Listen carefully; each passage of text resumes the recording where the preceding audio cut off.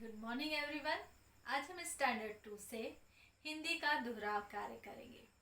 जैसा आप यहाँ देख सकते हैं, हिंदी भाषा यानी कि हिंदी लैंग्वेज। बच्चों, हिंदी भाषा में आपके पाठ्य पुस्तक अनमोल रत्न से और व्याकरण आनंद बुक से प्रश्न आते हैं। तो एग्जाम में जिस तरह पेपर आते हैं, ठीक उसी पैटर्न से हम लोग दोहराव कार्य करेंगे। तो इसमें सबसे पहले आपका प्रश्न है, पाठ के आधार पर प्रश्नों के उत्तर दे।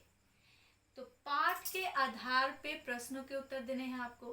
तो पाठ के अंत में जो प्रश्नोत्तर होते हैं, जरूरी नहीं है कि वही प्रश्नोत्तर पूछे जाएंगे।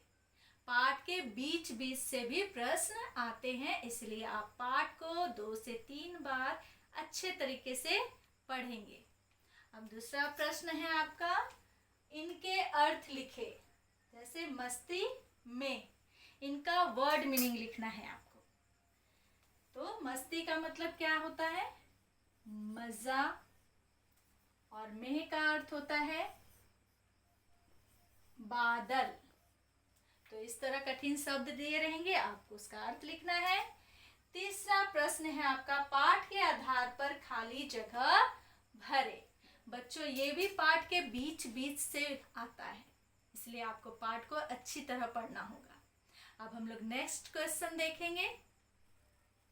तो बच्चों, आपका नेक्स्ट प्रश्न है, कविता की पंक्तियां पूरी करें। इसमें आपको समझना ये है कि आपको कुछ शब्द दिए रहेंगे, जैसे जिसने सूरज, उसके बाद खाली जगह है डैश डैश। तो जो जहां से शब्द खत्म होंगे, आपको उसके बाद लिखना है, उसी को रिपीट नहीं करना है। इस तरह से, जिसने सूरज चांद बनाया, जिसने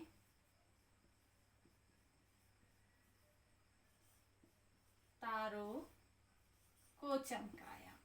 इस तरह से आपको लिखना है। जो वर्ड दिया है इसको रिपीट नहीं करना है और कविता की पंक्ति आपको लिखनी है।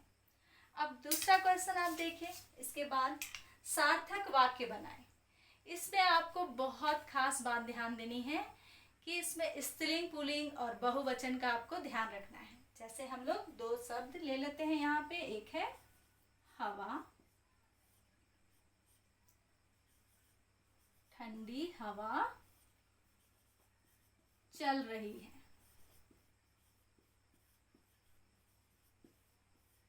चल रही है, तो ठंडी हवा चल रही है। आप यहाँ देखिए, ठंडी हवा चल रही है, तो हवा स्त्रीलिंग है, इसलिए रही है। तो आपको ध्यान देना पड़ेगा कि स्त्रीलिंग है या पुल्लिंग है।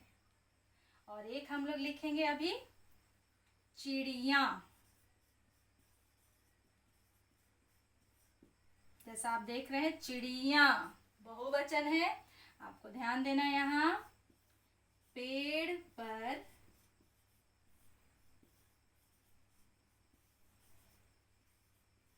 चिड़िया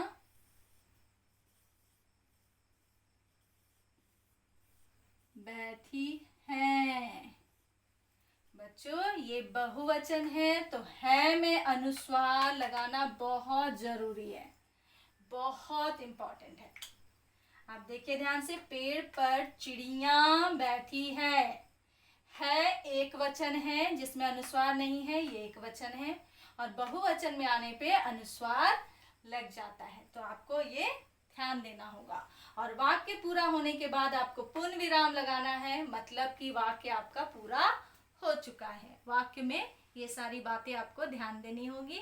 अब हम लोग नेक्स्ट क्वेश्चन की ओर चलेंगे। बच्चों, अब आप यहाँ देखिए, नेक्स्ट क्वेश्चन में किसने किससे कहा। तो इसमें जो बोल रहा है और जो सुन रहा है, दोनों का नाम आपको लिखना है। जैसे यहाँ है, एक प्रश्न है, तुम्हें तैरना आता है।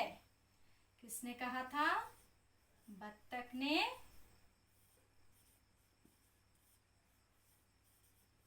चिंकू से कहा। चिंकू से कहा।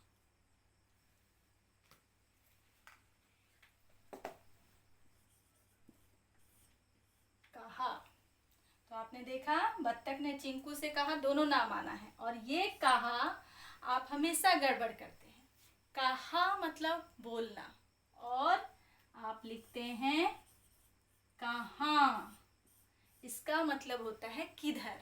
तो ये आपको ध्यान देना है इसमें बस। और इसके बाद आपको क्वेश्चन आएंगे ग्रामर से, जैसे आपके एक्सरसाइज में है।